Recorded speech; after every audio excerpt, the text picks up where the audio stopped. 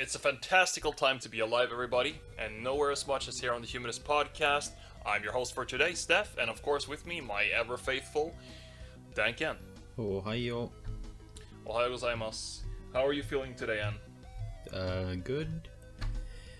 It's my day off. It's the weather is nice. I'm sitting inside on my computer, you know. Very weather appropriate. Yeah, as one should. Yeah. Got your toenail clipper? No. Not present. That's how we like it. Yeah. So, yeah, exactly. The weather's been nice. It's actually my second day off as well. Easter is pretty busy for retail, so I worked like 6 days straight. Ooh. And then, you know, then I had like 1 day off and then another 5 days right after. So this is my first 2 in a row in like 2.5 weeks or something. Jesus. Yeah, so I've been enjoying my time off. It's been nice. Yeah. And of course, what's better to do on your day off than grind a little bit more on the podcast, right? Mm-hmm. And we have a lot of content for you guys today. So we're gonna make 2 episodes back to back. I don't know at what time schedule we'll release them, but the first one is gonna go up the same day of recording, I assume, and then we're gonna divide it into, today we're gonna talk about first and foremost movies and TV series. So for my case, I'm gonna bring my review of The Northman. Crazy movie, and of course, probably next we're gonna have a discussion and I guess sort of review of what's come out of Tokyo Vice, because I have a feeling that I don't think there's many shows out there that hits us so squarely in our interests that this one do. No, I don't think so. Yeah, so it's 4 episodes out at the time of recording, so we're gonna review and discuss what happens in them. I guess we'll split it into spoiler-free and spoiler discussion, so we'll make that very clear. For Northman, I'm gonna keep it spoiler-free because you haven't seen it. No. And I mean, it's not that important to me. Yeah, okay, sure. But at least I'll make it spoiler-free first, and I'll try not to spend too much time on it. But this movie stars Alexander Skarsgård as the main character. I think it got a lot of traction because he bulked up a lot for this movie. He got really shredded to really, you know, sell that gritty, testosterone-fueled Viking physique. And this movie's trailers as well. This is kind of like a public service announcement for those that go into this movie thinking that it's gonna be a non-stop action Viking movie, because it's not.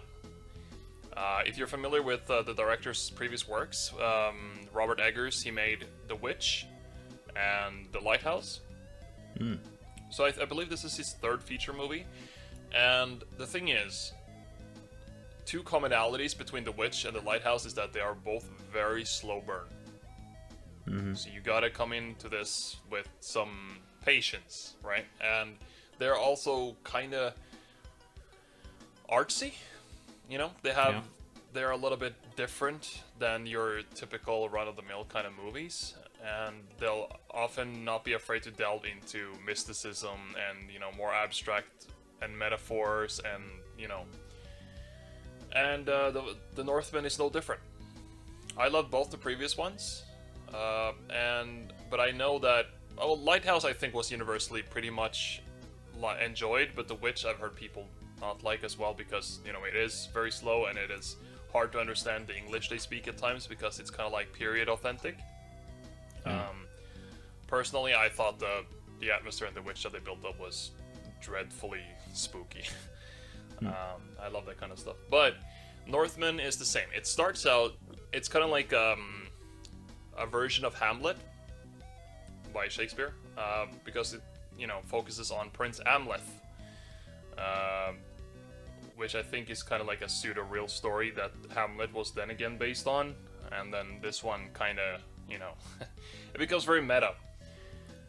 But then again, it starts with a king, Aurvandil, the Raven King, coming home from some kind of raid, with his retinue, and you know, he's wounded, and he's afraid that he's not gonna die in combat, and he knows that, like, he knows that he might not last long, and his prince, like his son, Amleth, that is very young still at this point, so he decides that, alright, I'm gonna indoctrinate him and prepare him for what's to come, because he might have to take over my responsibilities soon.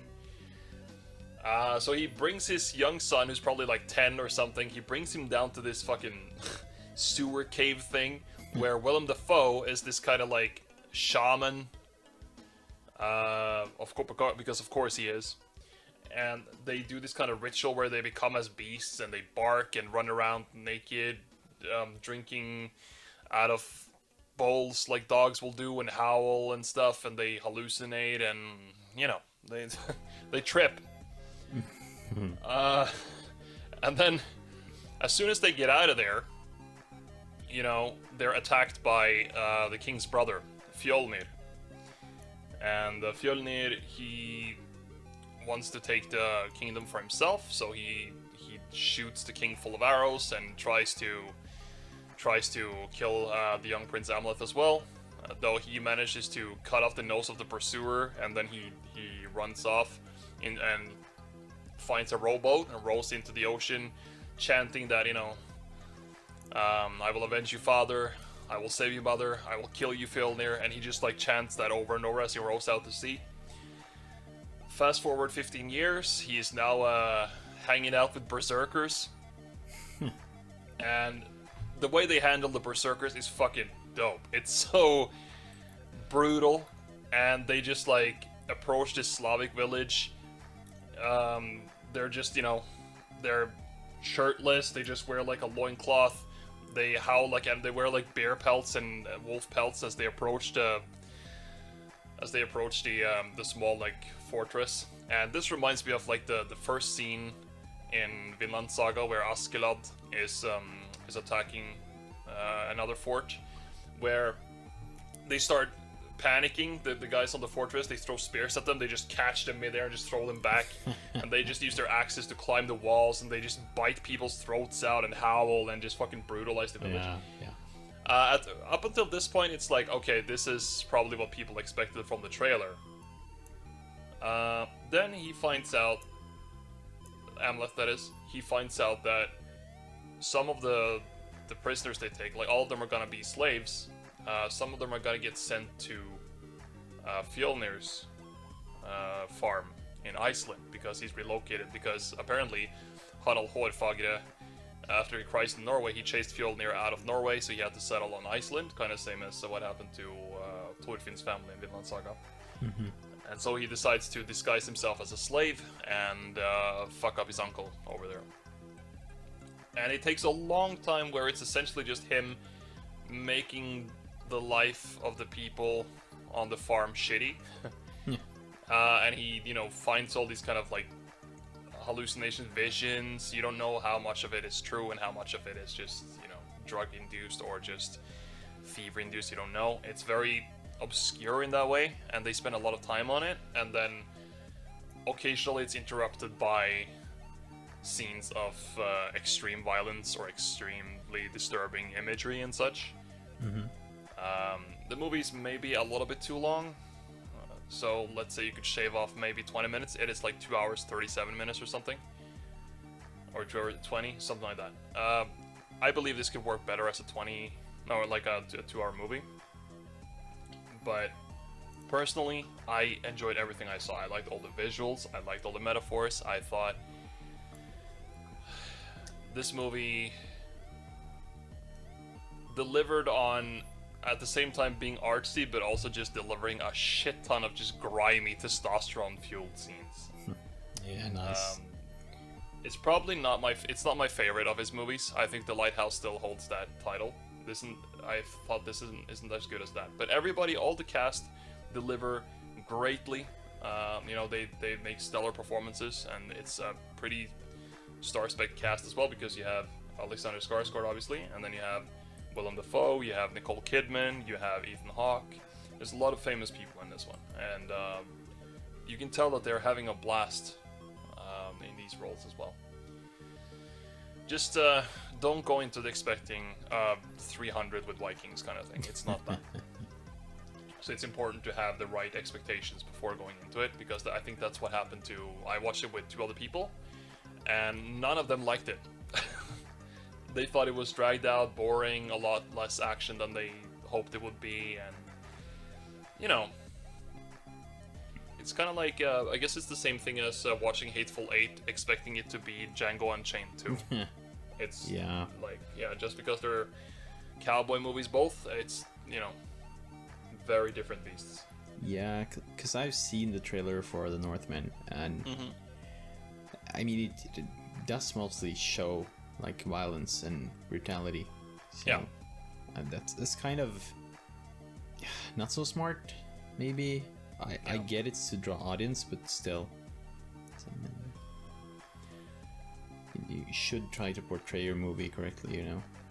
Yeah, and I think that's why this movie is gonna be very divisive.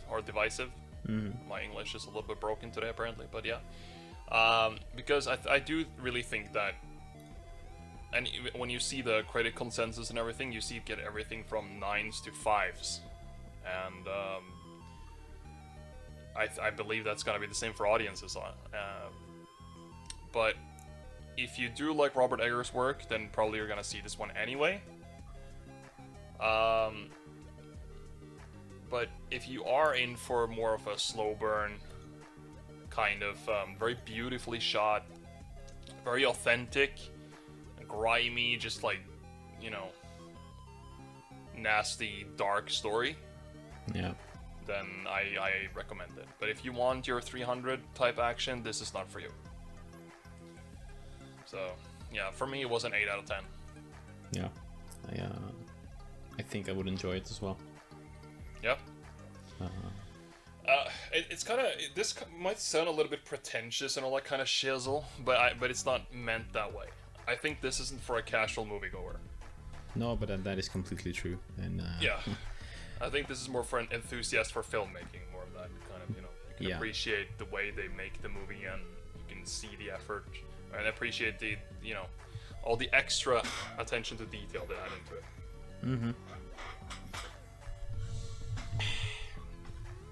So yeah, that's all I have to say about the Northman. Do you want to head straight into Tokyo Vice? Yeah, sure, let's go. You want to do the introduction for the story? Yeah, sure. So Tokyo Vice is first of all, it's very loosely based on the memoirs of Jake Adelstein, a crime reporter working in Japan in the late 90s to mid 2000s. Yeah, I think that's right. Yeah. Who, against probably his better judgment and the advice of everyone in Japan, started trying to expose the Yakuza. Yeah.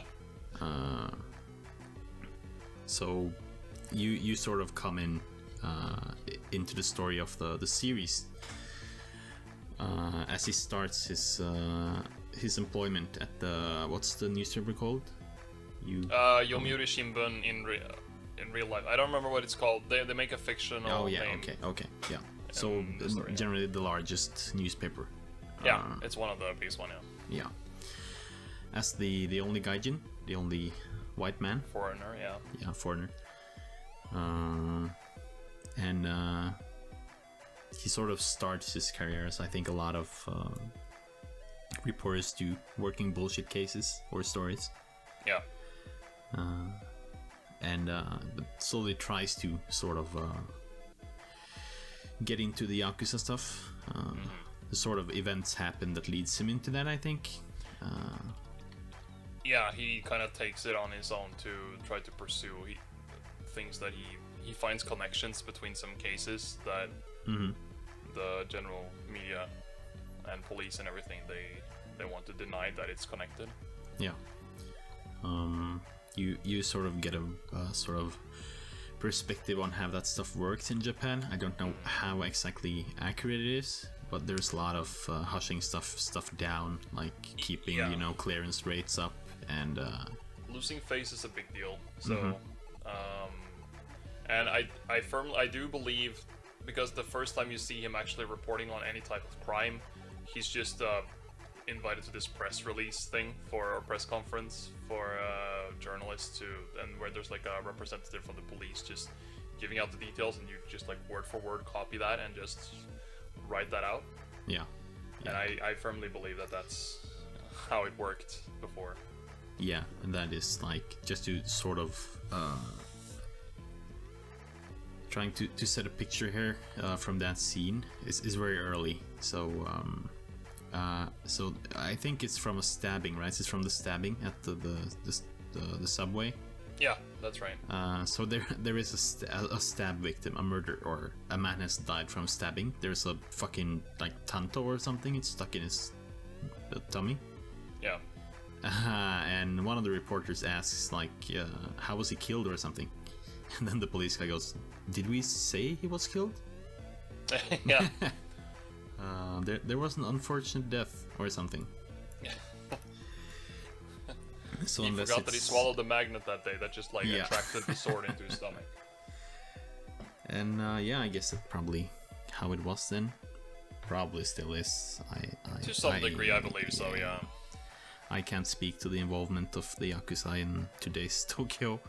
I think it's been severely weakened these past couple of years, because there was a huge thing about how the government has cracked down on them even more, and they've made a lot of policy and law changes that make it very hard for them to establish any kind of business that they can do shady dealings with. Yeah, okay. So as far as I understand, they've been very weakened since fairly recently, actually. But yeah. Yeah. But anyway, as far as we've seen now, it's a lot of sort of setting up the sort of penultimate drama, I think, and also giving us an introspect on the ways of reporting in Tokyo at the time. Yeah. Sort of the relationships you have to make, and buying gifts for police officers to trade for information, all of that stuff. Yeah. So I guess I wanted to ask you, because you've obviously been there a lot, not in 95, obviously. No. But, how is does it feel like authentic from what you can say? Yeah, I'd say so, because all of it is believable, and because I lived there, just for background for those of you who haven't heard me mention it, it's I lived there from 2014 to 2019, so I lived there for about almost 5 years. But I only lived in Tokyo for half a year.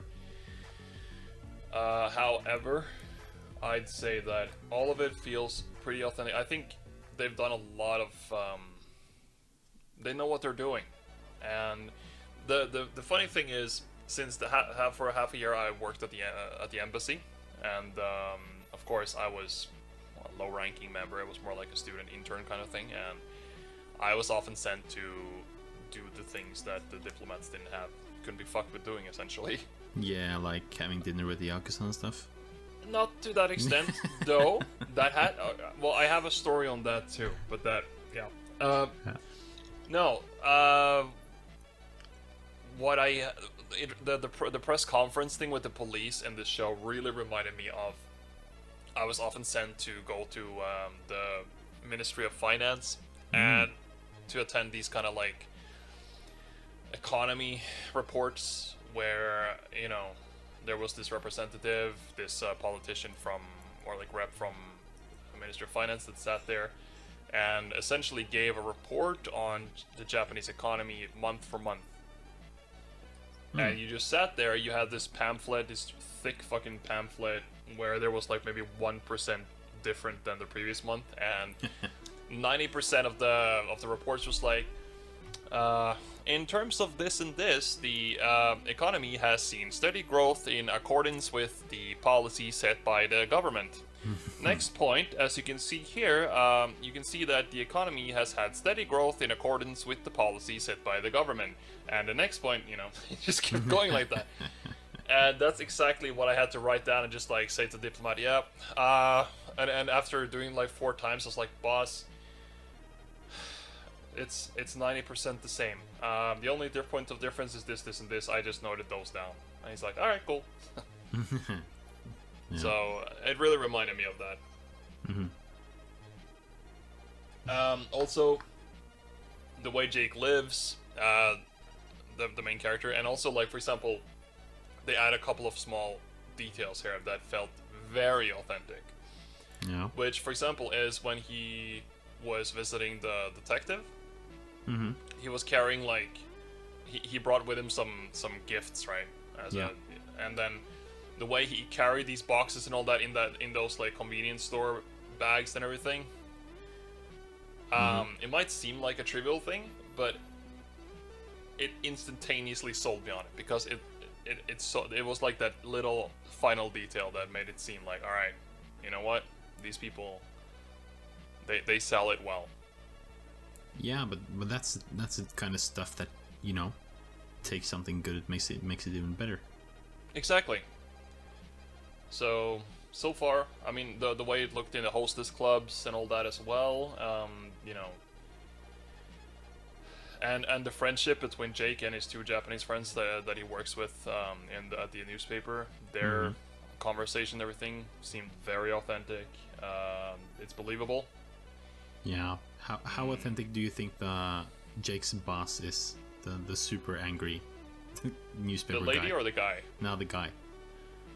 At that time, probably fairly accurate. Yeah. I've heard some horrible stories of people that I went to school with that started in Japanese companies, and they've had some pretty fucking shitty supervisors. Yeah. I don't think racism is as bad now as it was back then, because that was like 20 years ago. And I do think that it depends on the company. But there are companies you have to watch out for in Japan, which they just refer to as buraku. So black companies. And essentially what that means is that it's like modern slave labor. They work you 15 hours a week, customer is everything. You just do menial tasks for fucking ever. And then once you're done, you're expected to join your supervisor out to drink. Yeah. And then you drink from 10 in the evening to 1 or 2. You go home, you sleep for 4 hours, you start work at 7 again, rinse, repeats. You fuck ton of overtime for no reason, work weekends, you know, it's bad, even for Japanese people, and that's how most of those, you know, death by overworking tend to happen in these companies. I don't think what was shown by Jake in this, or like how they portrayed the newspaper in this one, is necessarily that bad. But the supervisor, I've heard stories of you know, people that have encountered people like that. Yeah. But yeah.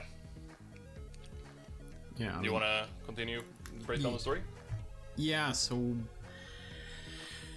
Well, I guess after he sort of gets into, you know, the crime reporting, he sort of finds what he thinks is a mentor as is it the human trafficking reporter, or is it prostitution?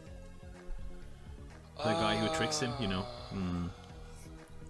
and then he tricks him with the dinner. Oh, right. What an exquisite dress you are wearing. You know? Yeah. Yeah. That guy, his swagger level is out of this world, though. Yeah. He really sells that. Yeah. So, Miyamoto. Yeah. I think his name is. Right. Yeah. So he has to learn the ropes from the world he's working in and what he's trying to get into. Yeah. And his first sort of mentor fucks him over. And I guess it's pretty accurate that probably at that time you wouldn't get many second chances, you know. Well, and he also he's not a reporter, he's actually a detective in the police. Yeah, oh yeah, right. Yeah. Just it confuses me because they all sort of work out of the same building. Yeah, true. But yeah, he sort of gives him some false leads, and he writes a fake story in the paper. Yeah, or he gets the details wrong that they didn't catch him. It was something like that. Yeah, Or like, yeah. so there's a panty thief, and Yeah. his mentor, kind of the guy, says there never was a panty thief. The panties blew away from the clothesline. So, anyway, I think he sort of learns from that to not trust as easily and find a better way to build sort of rapport or friendship. And he starts setting out on his own, trying to... No, yeah, he finds this matchbox, doesn't he? Yeah. Which sort of sparks the whole specific investigation he does. Yeah, he finds it next to the guy who sets fire to himself on the street. Yeah. So, in short, the case he's trying to work, or it starts out as is a loan shark company, which, when you sign the deal, you also sign over your what the fuck's it called? Death. Life insurance policy. Yeah, your life insurance policy. So the loan company can collect your life insurance. Yeah, and then they kind of just bully you and force you into into suicide.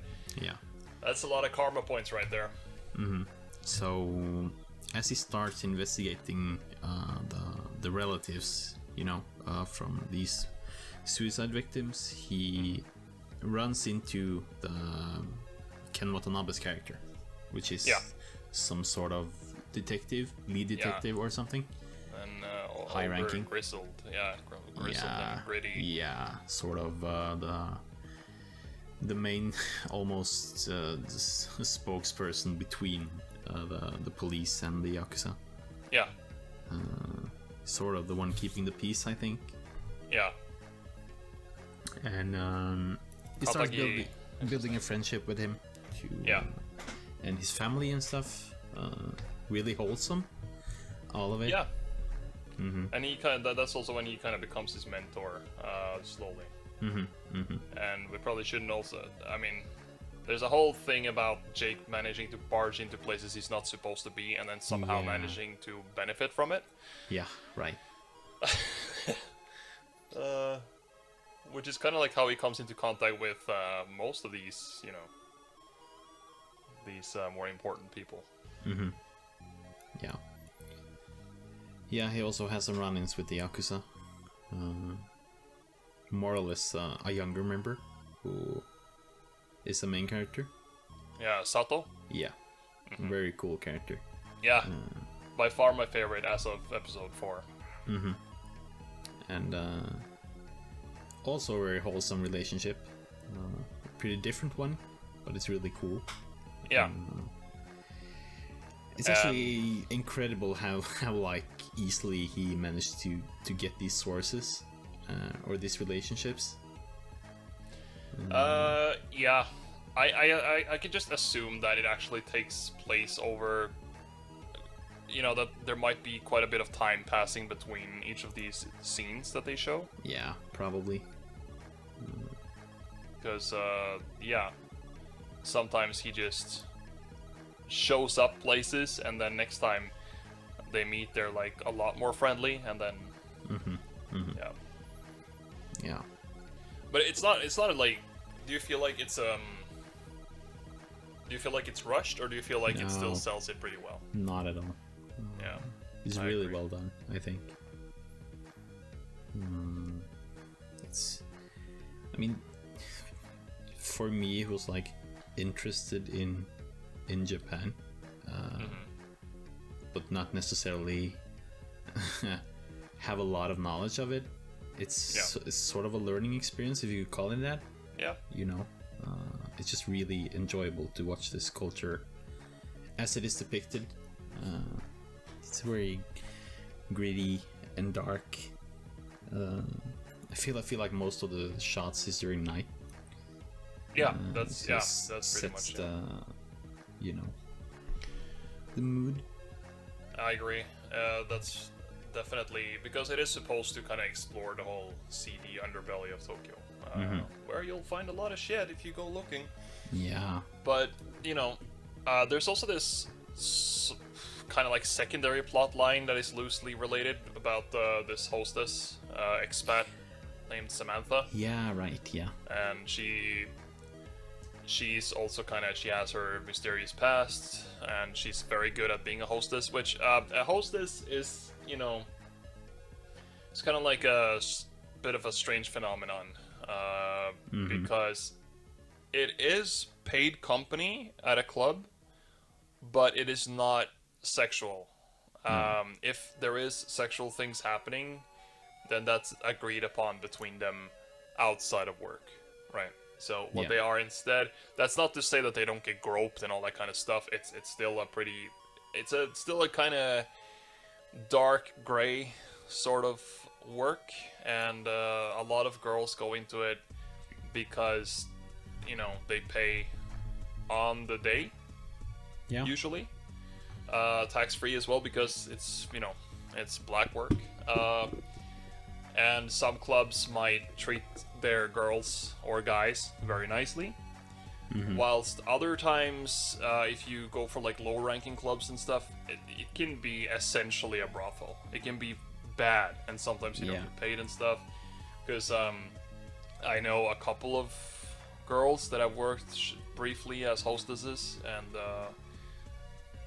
you know, they had wildly different experiences, and it can, so Samantha also, she takes care of she also works kind of like as a floor manager for the other girls working there. She tries to take care of them and help them out, while the owner of the club is kind of like this piece of shit that just like tries to like, yeah, we sell dreams here, we don't sell drinks. And, you know, and then he, you know, kind of like guilts one of the lower performing members into having sex with him and stuff, and it's, you know, it's a piece of shit, essentially. And I think that's the kind of, you're, if you work in those places, you can easily find yourself being in a very vulnerable and exploitable position. Yeah. So, and of course, Sato, the other, the Yakuza, kind of like secondary protagonist, he also is fairly interested in Samantha, and he turns out to be a fairly good guy, and he actually tries to help her out. Yeah. And, you know, Samantha has her own plans as well, that kind of, her past catches up to her a bit, without going into spoilers too much. And and of course, she also runs in with Jake as well. I smell a love triangle coming up there. Yeah, I think, you know, the scenes with her and Jake are very good. Yeah. I think we both agree that her own story is a bit less interesting. Yes. Yeah. For it doesn't take anything away from the show. No, it's not that bad. No. It's just, and I am interested to see where it goes. But one of the things that make the impact of her story far less interesting to me is that her Japanese is pretty dreadful at times. Whilst Ansel Elgort, the guy who plays Jake, he has put in time to, you know, to sound. I think he probably learned Japanese for maybe, judging from his pronunciation, I'd say around half a year in prep for this. So he stumbles a little bit here and there, but it's not in any way detrimental. He's complete. I mean, he impresses me with the fact that he is, you know, he probably didn't know the language before. Yeah. And he comes off as someone who is learning Japanese, and although, of course, if he's supposed to be so good at written Japanese that he gets told by the interviewers for Yomiuri Shimbun that his written Japanese is excellent and he can write there, of course, you know, his spoken Japanese would be quite a bit better than this in real life, but it's good enough. It's, you know, but Samantha, you know, when she says just short sentences and is not trying to have an attitude, it's okay, it's passable. But as soon as she tries to spark an attitude, Especially the scene where her and Jake is sitting at that izakaya, izakaya is this kind of like drinking place that serves snack food. Yeah. Very famous in so Japan. like a bar. Sort of, but not really, because it's you have tables like in a restaurant often. It is a bar and izakaya are two different things, because there's a heavier focus on food in an izakaya, but it's still not gonna be huge portions. Yeah. Okay. And it's expensive. So they're sitting at this izakaya thing, and she is ordering stuff because the waiter keeps coming up saying like, "Hey, is this your last order? Are you gonna order anything more?" Especially the way she talked to him that time, I was like, "Oh my god, this is bad." But there might be like a thought behind this, because Jake studied Japanese culture and probably Japanese right in Japan, while she has just like run off to Japan and probably learned there, like on the streets, for lack of a better word, Yes, but I've heard they don't tend to speak like that. Yeah, maybe. This still sounds like an American that learned her lines, just tried to figure out sort of how it's supposed to sound like, and then she tries to sell it off. No. It's not a huge thing, but it's pretty much the only thing I have to complain about in this. And if you don't know Japanese, you probably won't even notice. No, I don't know the Japanese, and I noticed. Oh, okay, you still noticed? Yeah. Yeah, okay. Well, I mean, I don't know how much it's gonna affect you. For me, it's a little bit it's a pet peeve. But yeah, like I said, it's pretty much the only thing I have to criticize the show for, and that means, it's not a lot. But yeah. Yeah. No, I think all in all, it's really enjoyable. It's a great show. It really delivers on what it sets out to do. Yep. As far as we've come. It's supposed to be done by in 3 days. So the last 4 episodes will be out by the 28th. Ah, I see. Oh yeah, because in Norway they release it in bulk. Because it says here that the episodes, like for example episode 6 and 5 released April 14th, 6 April 21st, and 7 also 21st, and then episode 8 is 28th for some reason. But that's not how it works for our HBO Max. Ah, okay. Yeah. Then I don't know. No, I assume that it's still gonna be probably that they release it. 2 episodes a week, though, I think. Yeah. Mm-hmm. And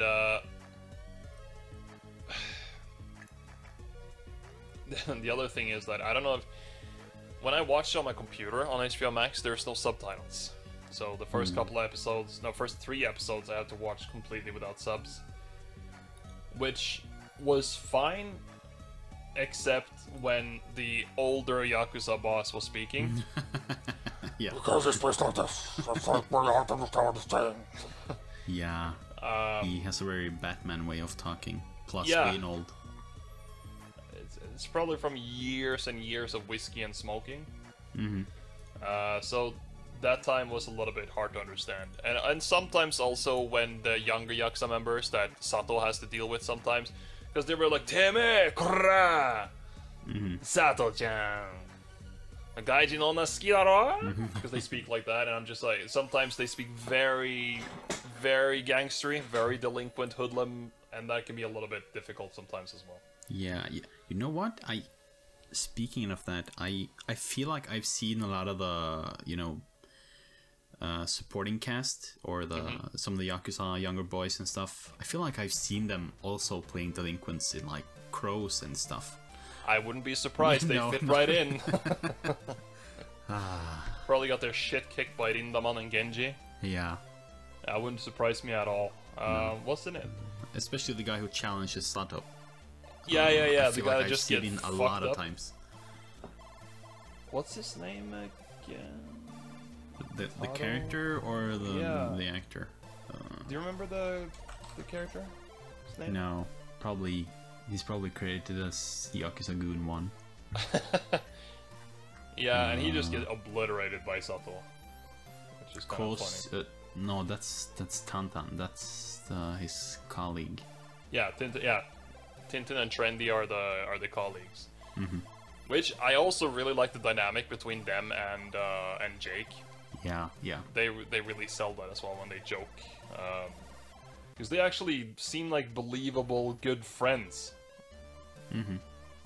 Which I thought was really nice. You know, it might be like Gen or Duke or something. Taro. I don't know. Yeah, I'm a little bit. It's not this guy. What's his name again? And then you have Kume, which is the superior for Sato. Which... He's so badass. Yeah, he is. Yeah. And he really sells that kind of like, you know, the kind of guy that believes in the honor of the Yakuza, and that, you know, he's also like a mentor to Sato, and is the one that got him out of the shitty situation he found him in. Yeah. But also, you can also kind of sort of tell that Sato isn't really cut out for this. He seems like he has a little bit too much of a conscience. Yeah, and he also has this sort of somber vibe. Yeah. Almost like he's already boss, if you know what I mean. Yeah. Yeah. It's a really cool character. It is.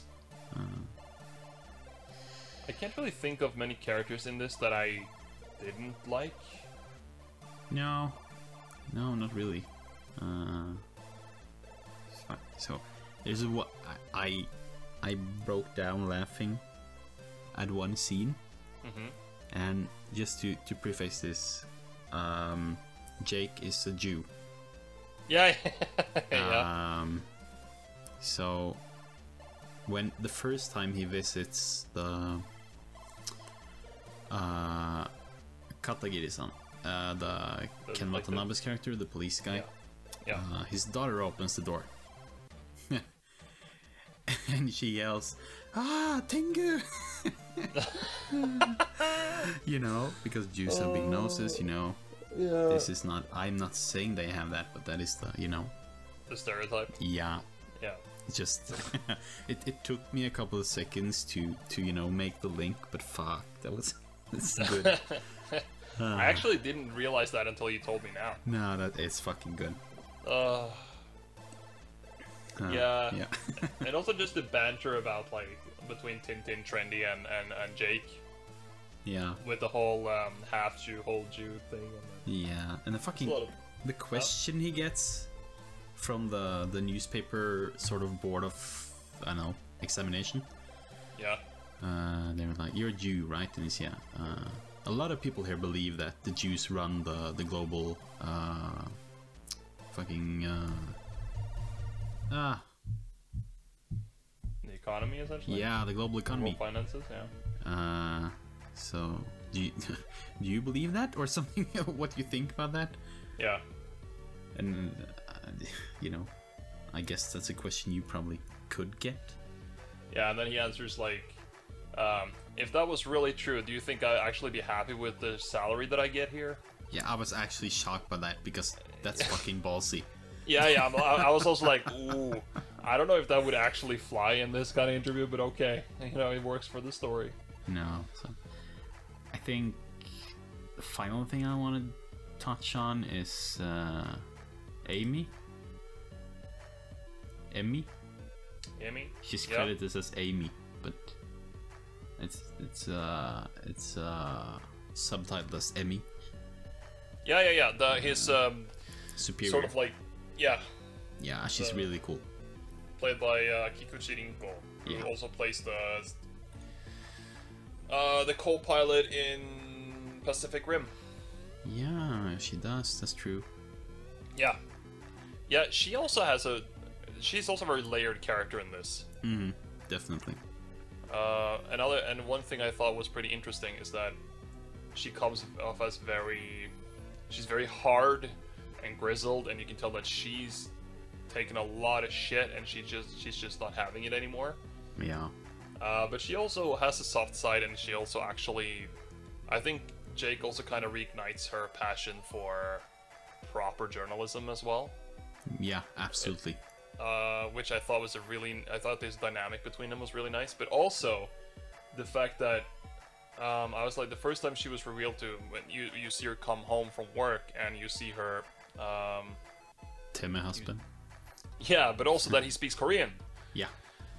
Which means that she's like one of those what do you call it? Zainichi?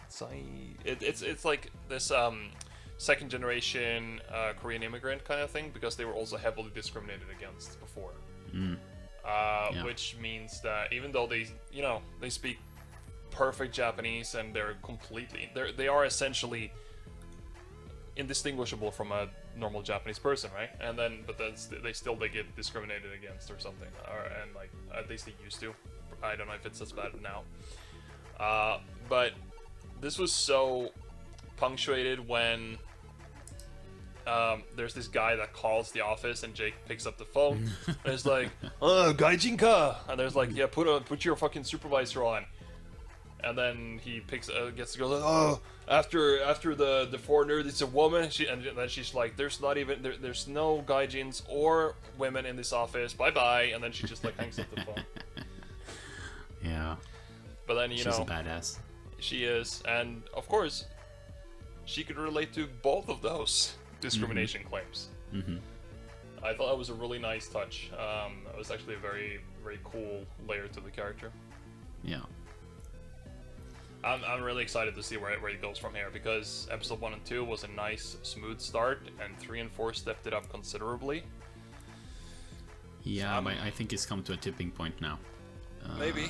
Yeah, I think it's only gonna ramp up from here. Yeah. Relations have been made, especially from the dinner with Sato and Jake. When he, stood up and talked to the guy with the watch. Dude, I'm like, do you want to be castrated, bro? Yeah, that was crazy. Yeah. Okay, so, I mean, this is like a little bit spoiler territory that we've been touching upon here, but not really, because the overall whole vibe, we're leaving a lot out here. We're just bringing out a couple of out-of-context scenes to accentuate it, or like to make examples of what we think of the show. But, so, yeah, not too heavy spoilers, but there are some things here in which I'm like, if Jake did this in real life, he would just be dead in a ditch somewhere at this point. I'm like, how the fuck does he... He doesn't even get beat up yet.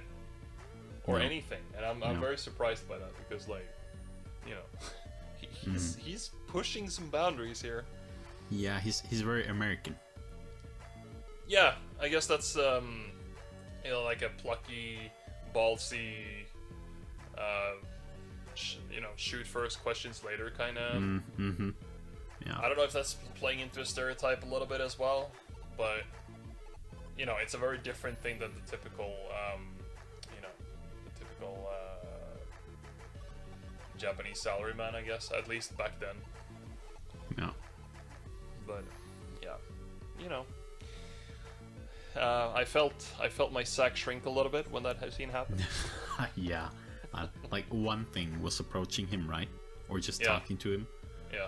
But when he gave him his fucking card, I was like, whoa, dude. Yeah, I know. The balls on this guy, man. If you want to do business, Jesus. And he's not even...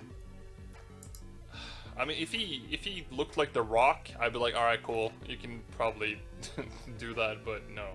He's like the skinny, suave kind of guy, and he's just like, Yeah. I don't care if I get beaten to death and get brain damage, No.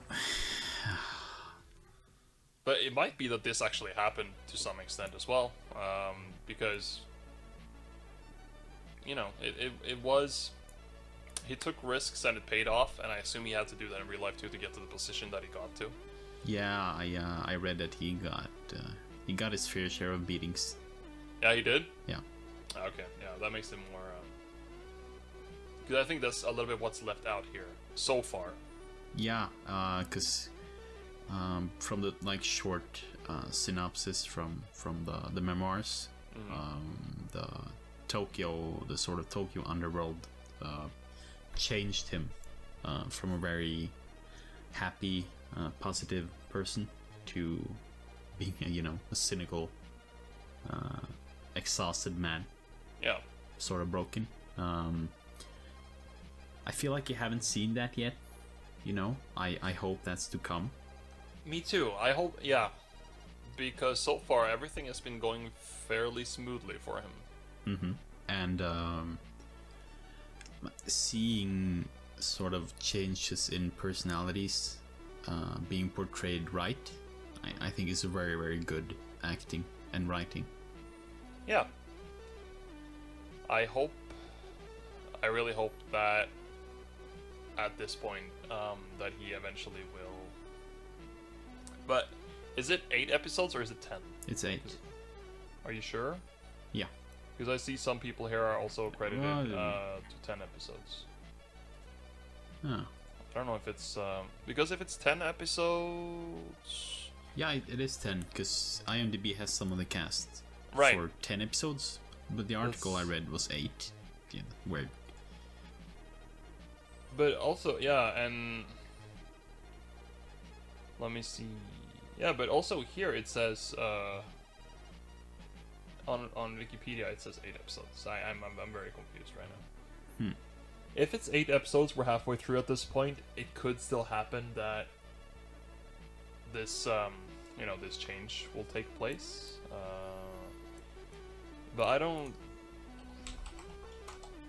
I hope they have enough time to really sell the change and show the, really show the transformation. Yeah.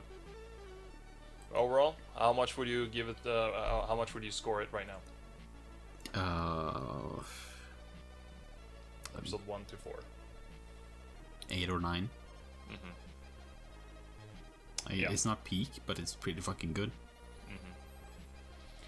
I would say for me, episode 1 and 2 were probably 8, and then 3 and 4 took it to a 9 for now. Yeah. We'll see how it goes for now.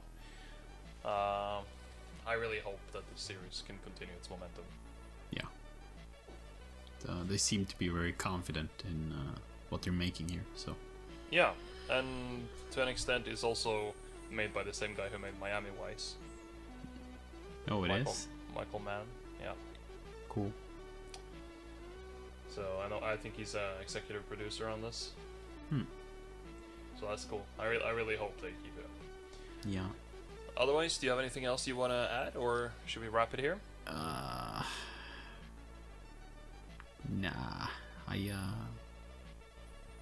In other news, I guess Barry season 3 came out, so if you haven't watched that series, go watch it. It's pretty fucking awesome.